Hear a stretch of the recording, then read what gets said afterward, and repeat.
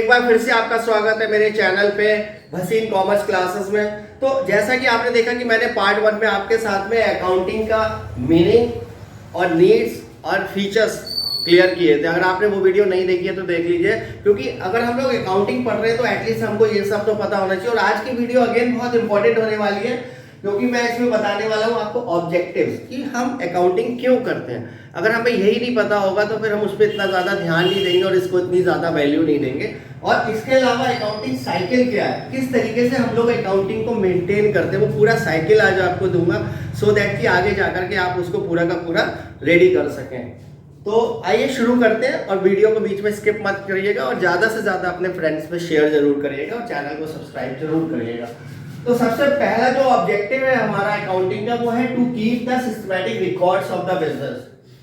हमारे बिजनेस में number of transactions होते हैं, अगर हम उसका रिकॉर्ड नहीं रखेंगे तो हम भूल जाएंगे। तो और ना केवल रिकॉर्ड रखना बल्कि पूरा का पूरा सिस्टमैटिक रिकॉर्ड होना चाहिए और according to the specific rules के हिसाब से रखना है। ये नहीं कि कोई भी चीज, कोई भी ट्रांजैक्शन आपने उठा के कहीं भी किसी भी पेज पे रख दिया, ऐसा नहीं है। उसके रूल्स सिखाए जाएंगे आपको और उस रूल्स के अकॉर्डिंग आपने उसको जो है रखना है। Complete records, avoid the possibility of omissions and frauds. अगर आप अपने रिकॉर्ड्स को सही से रख रहे हैं तो पहला ऑब्जेक्टिव क्या है, तो आप भूलेंगे नहीं, ओमिशंस नहीं होगा। किसी से 100 रुपए लेने हैं तो आपने लिख लिया तो आपने लिख लिया, आपको हमेशा याद रहेंगे। और फ्रॉड नहीं होगा, गलती के चांस कभी भी नहीं होंगे, क्योंकि हर चीज का प्रूफ रहता है रिटन वहां पे। तो पहला ऑब्जेक्टिव है to keep the systematic record of the business to avoid the possibility of omissions and fraud. Second objective is to calculate the profit and loss. जो मेन हमारा ऑब्जेक्टिव है किसी भी बिजनेस का, जो मेन ऑब्जेक्टिव होता है वो होता है कैलकुलेट करना profit and loss at the end of the year. कोई भी बिजनेसमैन ये जरूर जानना चाहता है, ही वांट्स टू नो कि मेरा प्रॉफिट कितना है और लॉस कितना है। इसके लिए दूसरा ऑब्जेक्टिव हो गया calculate the profit and loss and to know the exact reasons for the net profit और नेट लॉस। अगर बाई चांस मुझे लॉस हो रहा है तो अगर मैंने सारे रिकॉर्ड्स मेंटेन किए हुए तो I can very easily find out कि मेरा लॉस के रीजंस क्या है, क्योंकि जब मेरे को रीजंस पता लगेंगे तभी तो मैं उसको इम्प्रूव करूंगा और आगे उसमें कोई ना कोई चेंजेस करके मॉडिफाई करके उसको प्रॉफिट में कन्वर्ट करूंगा। और प्रॉफिट के भी रीजन पता होने जरूरी है, सो दैट कि मैं प्रॉफिट को बढ़ा सकूं।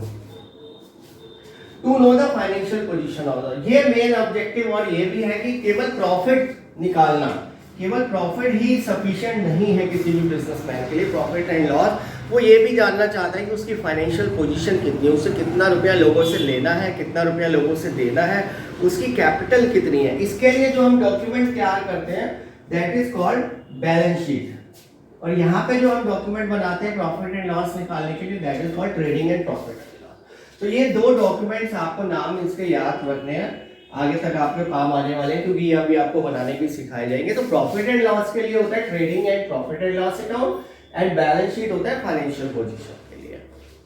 And next objective is to know the progress of the business. अगर मैं ये देखना चाहता हूं कि मेरे बिजनेस की प्रोग्रेस कितनी हो रही है, तब भी तो मैं ईयर टू ईयर प्रोग्रेस देखने के लिए भी तो मेरे पास रिकॉर्ड्स होना चाहिए ना, कि पिछले साल मेरा इतना प्रॉफिट था, आज से 5 साल पहले इतना प्रॉफिट था, तभी तो मैं कंपेयर कर सकता हूँ। To know the progress of the business and to prevent the and detect the errors. अगर कहीं गलती हुई है, क्योंकि एंड में अगर मेरा टोटलिंग नहीं मिल रहा है या किसी से मेरा रिकॉर्ड नहीं मिल रहा है तो मैं उसको दोबारा से रीचेक कर सकता हूँ और कोई फ्रॉड का चांस भी नहीं रहेगा। And last but not the least, जो वो अगेन बहुत ज्यादा इंपॉर्टेंट है, to provide information to the various parties. हमारी बहुत सी पार्टीज होती हैं जो कि बिजनेस की इंफॉर्मेशन के लिए जानना चाहती हैं कि हमारी बिजनेस। अब आप सोचेंगे मैं अपने बिजनेस की इंफॉर्मेशन किसी को क्यों बताऊंगा, तो ये डाउट भी मैं आपका आज क्लियर कर देता हूँ। सपोज सबसे पहला हमारा ऑनर है, मालिक तो ये जानना ही चाहता है कि मेरी प्रॉफिट एंड लॉस क्या है और मेरी बैलेंस शीट क्या है। मालिक के लिए तो, जो ऑनर है उसके लिए तो ये सबसे ज्यादा जरूरी। इसके अलावा इन्वेस्टर्स, जो इन्वेस्टर्स हैं हमारे, जो हमारे बिजनेस में पैसा लगाना चाहते हैं, तो वो भी तो ये जानना चाहेंगे ना कि मैं प्रॉफिट में जा रहा हूँ या लॉस में जा रहा हूँ। बिना उनको ये बताए वो मुझे पैसा क्यों देंगे। अगर आप किसी से आज 1000, 2000, 20,000, 1 लाख, 2 लाख मांगोगे, क्या वो आपको देगा? नहीं देगा ना। जब वो ये देखेगा कि ये बंदा मेरा पैसा वापस कर सकता है तभी तो वो देगा। तो उसके लिए वो आपके प्रॉफिट एंड लॉस और बैलेंस शीट देखेगा। एंड इसके अलावा क्रेडिटर्स हैं, जो पैसा उधार देते हैं हमें, वो भी तो तभी देंगे जब मेरी पोजीशन ठीक होगी। और इसके अलावा बैंक्स हैं, अगर मुझे बैंक से लोन लेना है तो बैंक भी तो सबसे पहले मेरे से यही सब चीज़ें मांगता है, trading and profit and loss की 3-4 सालों की मांगता है, उसके बाद में बैंक्स मुझे लोन देते हैं। इसके अलावा एम्प्लॉयज़ हैं, एम्प्लॉयज़ भी जानना चाहते हैं कि कंपनी कैसी है, प्रॉफिट में है नहीं है, लॉस में होगी तो हमारी सैलरीज कैसे देगी है, तो एम्प्लॉयज़ है। और इसके अलावा गवर्नमेंट है, जो गवर्नमेंट है वो भी ये जानना चाहती है कि इसका प्रॉफिट कितना है, तभी तो उस पर टैक्स देंगे आप। अगर टैक्स से पहले आपको अपना प्रॉफिट देना पड़ेगा, उस प्रॉफिट पे कुछ परसेंट आपको टैक्स देना पड़ता है, और अगर लॉस है तो वो भी उस हिसाब से आपको टैक्स नहीं देना पड़ेगा।